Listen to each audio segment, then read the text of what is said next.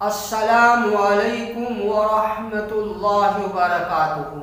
حضرات گرامی و سامعین کرام، آج کا عنوان ہے زبان۔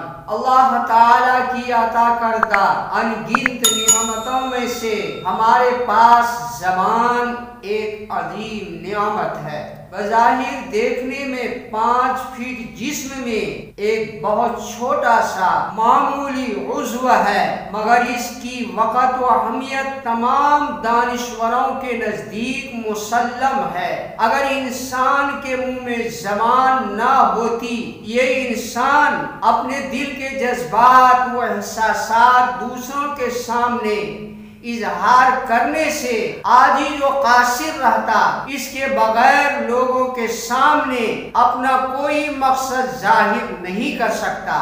گویا کہ زبان کے بغیر انسان کی تمام ذہانت و فطانت و کمالات بیکار رہتا۔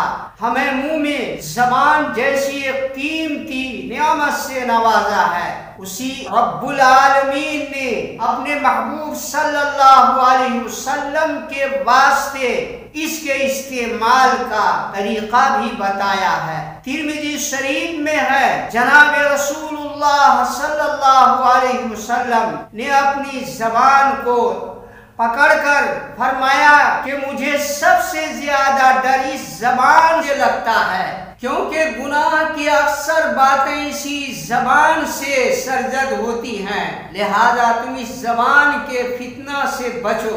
اگر کوئی شخص اس زبان کو صحیح استعمال کرے اور اس سے صرف خیر کی بات کرے، بری باتوں سے اسے روک کر رکھے، تو دنیا میں بھی عافیت اور طرح طرح کے فتنہ و فسادوں سے بچا رہے، اور آخرت میں بھی اللہ تعالیٰ اس کو لازوال اجر و ثواب سے نوازے گا۔ اسی وجہ سے اس نام میں کثرت کلام سے روکا گیا ہے، کیونکہ بسا اوقات زبان قابو میں نہیں رہتی۔ آپ کی زبان 2 دھاری تلوار کی طرح سے ہے۔ ترمذی شریف میں ہے کہ جہنم میں اکثریت ان لوگوں کی ہوگی جو اپنی زبان کے کرتوتوں کی بنا پر جہنم میں جائیں گے۔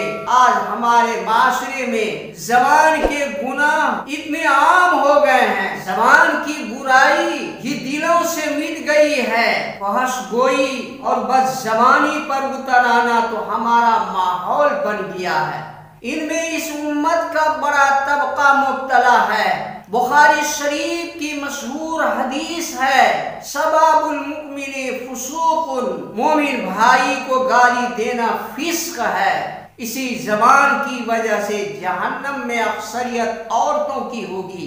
ایک مرتبہ جناب نبی اکرم صلی اللہ علیہ وسلم نے عورتوں سے مخاطب ہو کر کے فرمایا، میں نے اہل جہنم میں سب سے زیادہ تعداد میں تم عورتوں کو پایا ہے۔ مردوں کے مقابلے میں جہنم میں عورتوں کی تعداد زیادہ ہوگی۔ عورتوں نے دریافت کیا، یا رسول اللہ، اس کی کیا وجہ ہے؟ جناب رسول اللہ صلی اللہ علیہ وسلم نے فرمایا، تم عورتیں لعن و طعن زیادہ کرتی ہو اور شوہروں کی ناشکری کرتی ہو۔ اس حدیث کی باتوں میں عورتیں زیادہ غور کریں تو ان دونوں باتوں کا تعلق زبان سے ہے، لہذا عورتیں شوہروں کی ناشکری اور لعن طعن سے بچیں۔